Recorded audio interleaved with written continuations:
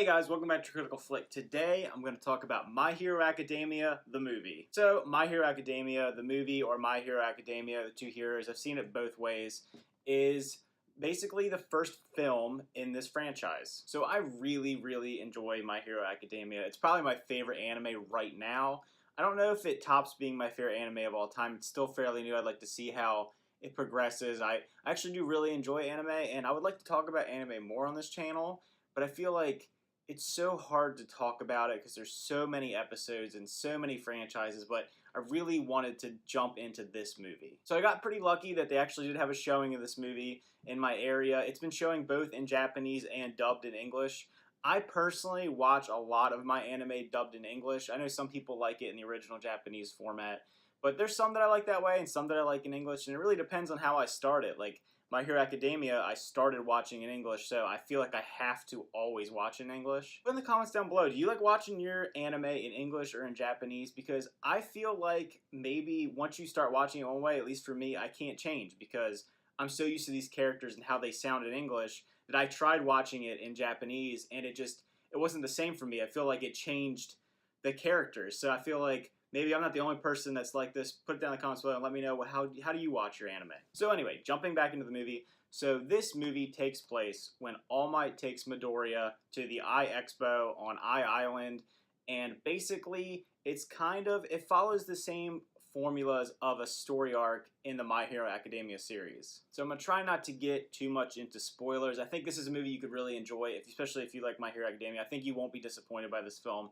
It has all the things that make the anime great. It has really good humor, really good character stories and the way that they work together, really amazing fights, really cool callbacks to the show. So it's definitely a fan servicey movie. It does just feel like a really long episode. It feels like you can even feel during it that they took it and it could be broken into multiple episodes, just the one film. It's about an hour and a half long. It definitely doesn't feel long at all. I was a little worried that maybe watching something that I watch in such short increments, like because the episodes are, 15, 20 minutes long. Watching something that's an hour and a half of that, I was a little worried about, but it flowed really well for me. It didn't feel segmented. It didn't feel long or boring or drawn out.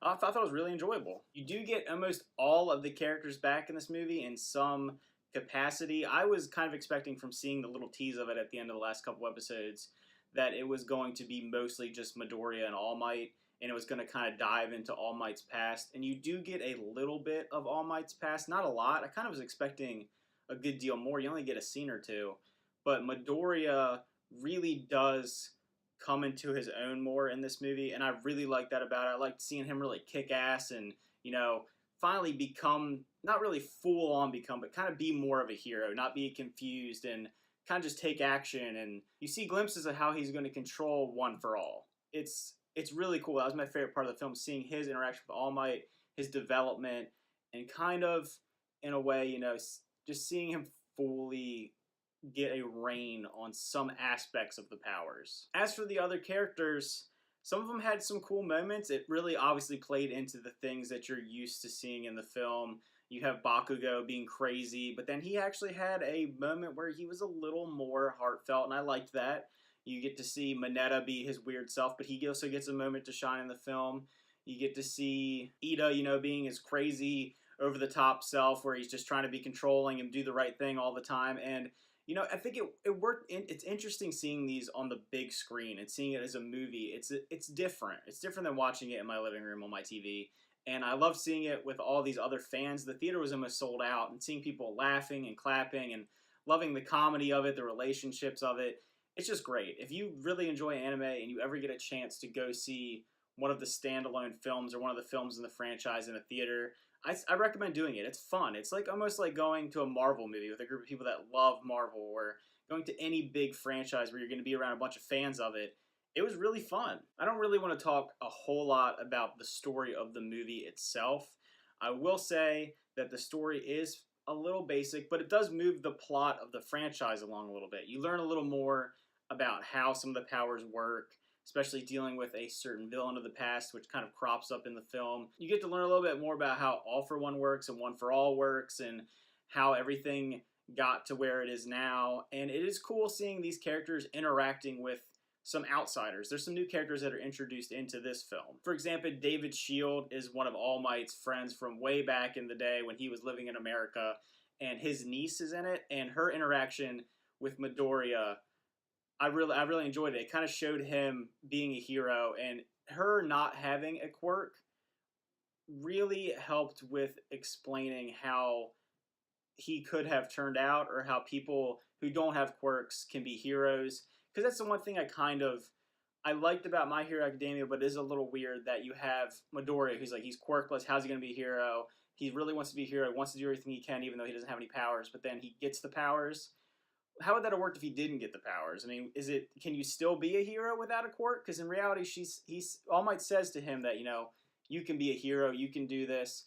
But could he have done it? I mean, I don't know. Now he has the greatest power in the universe, but it's interesting seeing a character that is quirkless really come into their own. And then always Uraraka with Midoriya, their weird little relationship, and then having him interacting with the niece and her being jealous. That was some of the funniest parts of the movie, especially in the beginning. But yeah, just seeing their interactions was funny. It's funny seeing them on a larger scale, on a big screen with a bunch of people that think it's funny like you do, or think it's epic like you do. And like I said, there's some really good battles. There's a final battle scene in the film that is awesome. I loved it. It might be my favorite battle in all of My Hero Academia. I thought it was epic. The fight was incredible. You get to see some characters team up in a way that they haven't before, and it's just really awesome. I'm not going to spoil that for anybody. Definitely go check it out. You definitely, in my opinion, won't be disappointed by the final battle. You'll really like it. It's something that I feel like we've been building up to for a long time, and it's great. So all in all, I thought it was a fun movie. I thought it did justice